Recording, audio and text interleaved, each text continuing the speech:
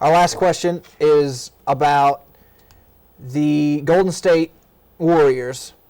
Co-executive chairman Joe Lacob was booed recently last night at Chris Mullins' jersey retirement.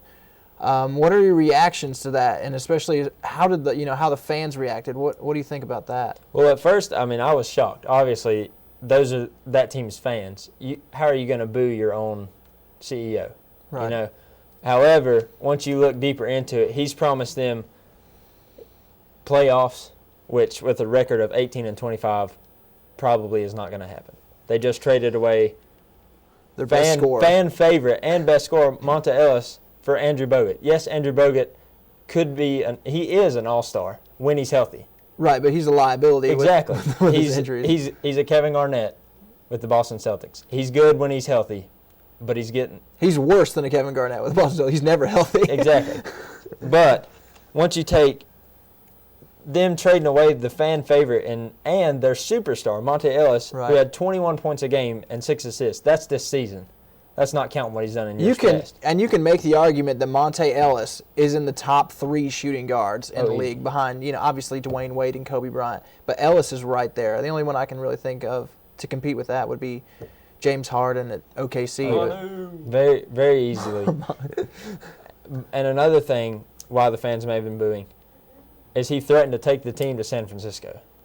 So he's making all these promises and all these threats. Right. You can't blame the fans for booing him like that. And maybe it'll wake him up and realize that either he needs to turn this team around like he's promised, or he needs to stop promising things that he can't exactly pull through. I don't agree with the Monta Ellis trade.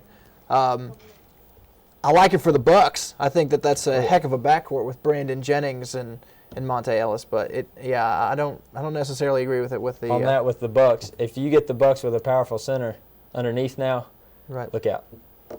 Your take on it? I think, first of all, to address what you said about moving to San Francisco, great move. San Francisco, bigger market than Golden State. If they could do it, if they can get the money right, get a stadium, do it tomorrow. Great move. Bigger market. If your fans ain't happy anyway, go ahead and move. But I thought it was really sad and pitiful because Chris Mullin gets up there, puts his arm around a grown man past the middle age and says, "I got this," and tries to defend him. And then also Brent Barry comes in and just criticizes the fans on what's supposed to be a happy day, And if you're the GM, you just got to ignore the booing and get the jersey retired. So I think that was mishandled by the GM. Even though he was getting booed, you just got to ignore it. Because as we all obviously have watched the video, he did make some pretty smart comments that obviously I'm not even a Golden State fan, but you can't be happy with somebody like that saying that to you. Right. Well, it's interesting. We'll see what happens with Golden State. Gentlemen, thank you for your time today. Everyone, that was the Peanut Gallery. I'm Drew Piscopo.